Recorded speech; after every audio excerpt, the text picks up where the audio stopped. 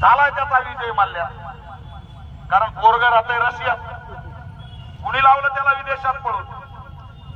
तुमच्या 9 टीमला जर तो सापडत नाही तर गेला असेल विदेशात, विदेशातच गेला असेल. झाला विजय माल्या, तो आता भेटतोय का नाही.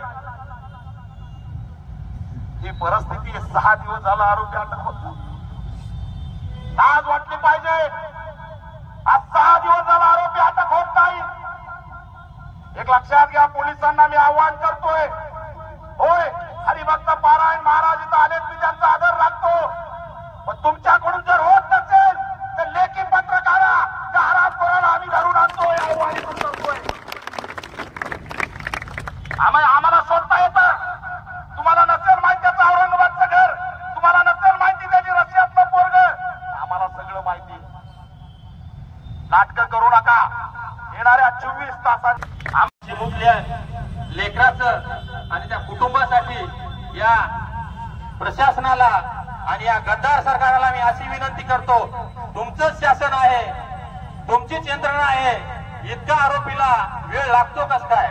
आताच मला आमदार डॉक्टर राहुल पाटील साहेबांचा फोन आला आणि आपल्या महाराजांचा प्रश्न त्यांनी अधिवेशनामध्ये उपस्थित केलेला आहे, मी ग्रुपवर टाकलेला सुद्धा आहे. साहेबांनी एवढं पण सांगितलेलं आहे, ही लढाई शेवटची नाही. हे जर गद्दार शासन आणि इथलं प्रशासन जर या कुटुंबाला न्याय देत नसेल तर या पुढची दिशा ही आपली जिल्हा बंदची दिशा असेल आणि त्यानंतर आपण महाराष्ट्र बंद सुद्धा करू. कारण हे जे मुजोरी संस्था चालक आहे, अहो 4-5 दिवस झालं त्या पोलीस प्रशासनाला आणि इथल्या सरकारना तो सापडत नाही का हो. हा काय खेळ लावलाय काय तुम्ही. ताबडतोब तुमची यंत्रणा जी काय आहे ती ताबडतोब चालवा आणि त्या गदाराला ताबडतोब तुम्ही अटक करा आणि माझ्या महाराजाला न्याय द्या. एवढं बोललो मी माझे 2 शब्द संपवतो आणि महाराजांना भावपूर्ण श्रद्धांजली अर्पण करतो.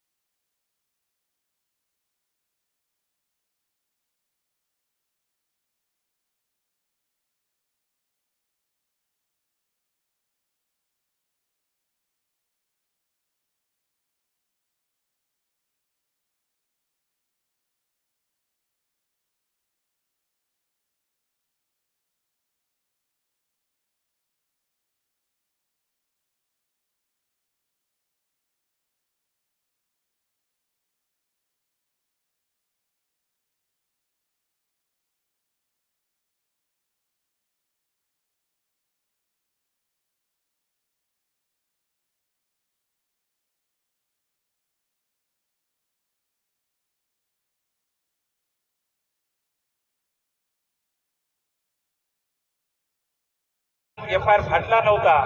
महाराज जेव्हा पोलीस अधीक्षक गेले त्यावेळेस FIR फाटला, 302 दाखल केला आणि 302 दाखल झाल्यानंतर त्या जगन्नाथ महाराजांनी या पंचक्रोशीतील लहान लेकरापासून ते वयस्कर माणसांपर्यंत ज्या महाराजांच्या प्रत्येकाच्या तोंडावर ज्या महाराजांचं नाव आहे त्या महाराजांचा परिवार, त्यांचं प्रपंच हरिभक्त परायण सेवा करून त्यांचा प्रपंच चालायचा. आज जे त्यांच्यावर हानी आली त्या हानीसाठी असलेलं हे कुटुंबीय, चव्हाण कुटुंबीय, या चव्हाण कुटुंबियाला फाशीची शिक्षा झाली पाहिजे. आणि या चव्हाण कुटुंबीय आज जवळजवळ 6-7 दिवस झालेत, आणखी त्यांना कुठलीही अटक नाही. यशवी साहेब, आपण तत्परता दाखविली, आपण दोन्ही गुन्हेगारावर 302चे गुन्हे दाखल केले, पण ज्या PI मॅनेज झाला होता, जो PI ऍक्सिडेंट दाखवणार होता, त्या PIचा चार्ज काढून दुसऱ्या एका मोठ्या अधिकाऱ्याला द्यावं अशी मी याप्रमाणे मागणी करतो आणि त्यांना निलंबित करावं. आणि आमचा जो हरिभक्त परायण जगन्नाथ महाराजांचा उघड्यावर पडलेला परिवार आहे त्या परिवाराला शासनानं 50 लाख ते 1 कोटी रुपयाची मदत करावी अशी मी या मोर्चाच्या वतीनं मागणी करतो. आणि माझ्या वतीनं, माझ्या परिवाराच्या वतीनं, पक्षाच्या वतीनं जगन्नाथ महाराज यांना श्रद्धांजली अर्पण करतो आणि थांबतो. धन्यवाद.